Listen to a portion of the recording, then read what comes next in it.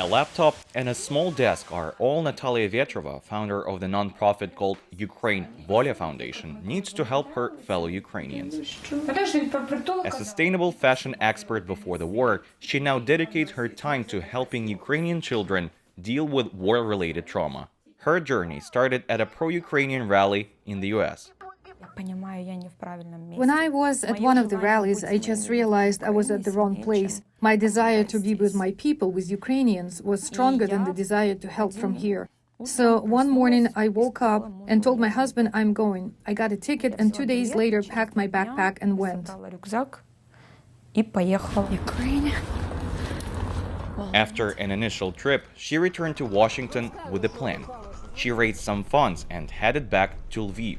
2 months later, she'd managed to equip a center for the internally displaced in Lviv.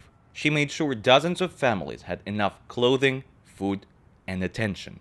But soon she realized the people she cared for needed more than physical things. The most important thing for me are children. My soft spot. At the time, no one was talking about war-related trauma. So I started this conversation and people said, "What are you talking about? There is no food, no clothing, hardly any beds, and you're talking about some psychological help."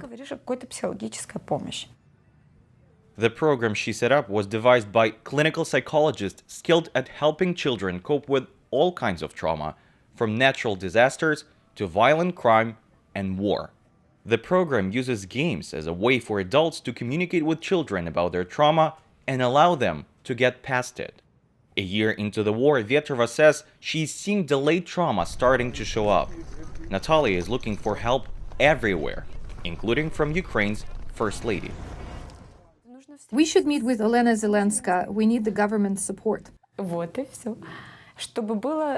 She was one of the first to start talking about Ukrainian children's psychological state, not just children, but everyone affected.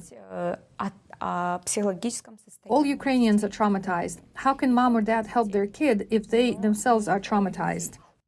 Today, Vyetrova is planning her next trip to Ukraine, where she will bring warm clothes for the children and new methods to provide psychological help.